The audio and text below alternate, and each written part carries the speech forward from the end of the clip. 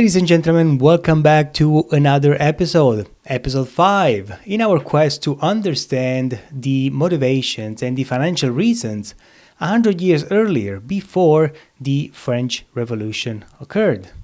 It was something that it was approached step by step. It wasn't something that just exploded all at once, and the motivations were many. And so far we have left with John Law, the famous Scottish economist who found refuge in France, and he didn't like gold. He wanted to avoid using any hard currencies, metals. He just wanted to make paper money. He fused the different operations and merged the national debt into those, like the tax collection. He was the head of the general bank, and he also oversaw the trade with the Americas, with the promise that there will be a limited wealth, an El Dorado. But things soon failed, and all those shares were worth nothing. But the only good news, other than most people lost a lot of money and first millionaires were created from that speculation, the public debt disappeared. So the public debt nearly disappeared, and now they could start borrowing again. And the regency ended, and the young Louis XV took the throne, set to rule for about 50 years. He will be remembered as Louis the Beloved, though most historians agree that he was a fool and his reign was a disaster. France went on to lose the 7 Years' War, the most significant conflict of the century. From 1756 to 1763, the conflict had a big impact on France, which incurred insignificant losses. France fought against Great Britain, and during the French and Indian War, lost Canada and much of its territory in North America. The war drained the country's finances, adding to its growing debt. In India, France also lost ground to Britain, stretching its resources even further. Louis XV, once popular, began to lose the trust of his people, and the consequences of the war became clear. The financial strain only worsened the situation, and the unrest it caused contributed to an eventual political crisis. France, however, barely noticed the shift. It continued to delude itself into thinking it was still the great power. The sense of superiority was something that the French had never fully lost. After all, France was still the intellectual center of the world. It was an era of the Enlightenment, with thinkers like Voltaire and French philosophers leading the way across Europe. France felt strong, rich, and prosperous, the cradle of civilization. Louis XV, who indulged in his pleasures and had many expensive mistresses, particularly Madame de Pompadour, he spent lavishly. Louis XV squandered money, and his ministers took on loans. For nearly 50 years, they carried on as if nothing had changed. By 1774, Louis XV, the Beloved, passed away, and his grandson, Louis XVI, took the throne. No one could have predicted that less than 20 years later he would lose his head to the guillotine. He was still the king of absolute monarchy, convinced that France remained the most powerful country in the world. Louis XVI was a genuinely good person. All the accounts from his tutors and others when he was young describe him as a complete failure, but he had good intentions. When he ascended the throne, he genuinely wanted to understand how things worked. For years, Enlightenment thinkers had been calling for reforms to improve the Ancien regime. Louis XVI, eager to make a change, decided to listen to their advice. He took a closer look at the state finances of France's finances, and what he found was alarming. By now, after 50 years, the situation was once again catastrophic. The national debt was terrifying. The next step was clear: find an economist with a plan to set things right. One by one, economists appeared, each offering their own solution. They were appointed ministers of finance to great excitement, only to be dismissed in insults as their plans failed. What is interesting, though, is that each economist had a completely different approach, showing a range of possible options.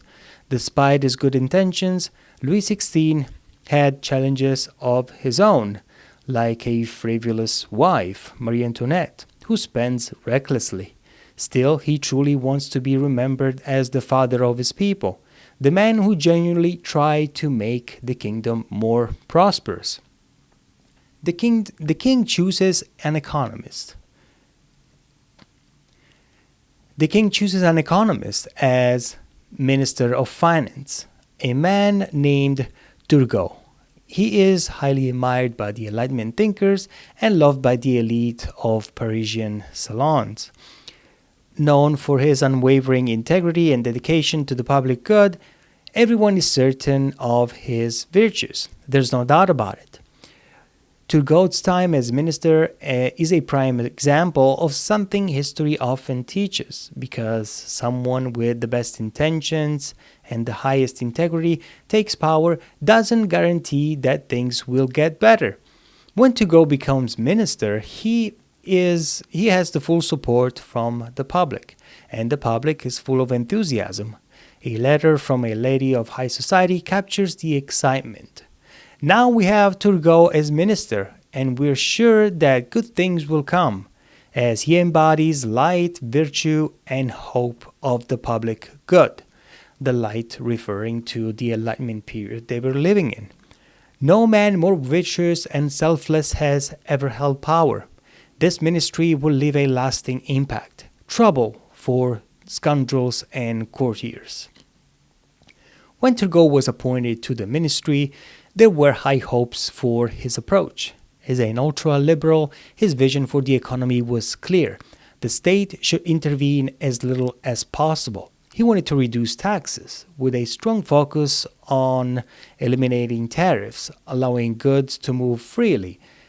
At the heart of Turgot's ideas was a concept that resembled that of John Law. He believed that true wealth came from the land. However, his reasoning took an interesting turn. True wealth is the land, he argued, so we must tax the products of the land. In his view, all wealth ultimately stemmed from the land, whether it was agricultural products or metals and minerals. Everything came from the earth, so his plan was simple: tax the land's products and then impose no further taxes on anything else. This meant that those who processed and traded these goods, the industrialists who turned metals into products, and the merchants who exported them, would not be taxed. Unsurprisingly, this class was absolutely thrilled by this plan. There was, however, one group that was less enthusiastic, the member of the Ferme Générale. Do you remember? They're the tax collectors, those contractors. This was the private company responsible for collecting all the taxes in the kingdom, growing wealthier as taxes increased, particularly when they were more varied. The more taxes there were, the more they profited. The Fermiers Généraux strongly opposed Turgot, but he pressed on. He decided to abolish all taxes on the grain trade, which was the most important trade in a world of poor people where the majority ate bread. Unfortunately, economics is not an exact science, and it often comes with its own ironies. That very same year, the grain harvest was disastrous. As a result, the price of grain skyrocketed, causing the poor to go hungry. Who is to blame? Well, Minister Turgot, who had wanted to abolish all taxes and controls on the grain trade. The result? The price of grain shot up.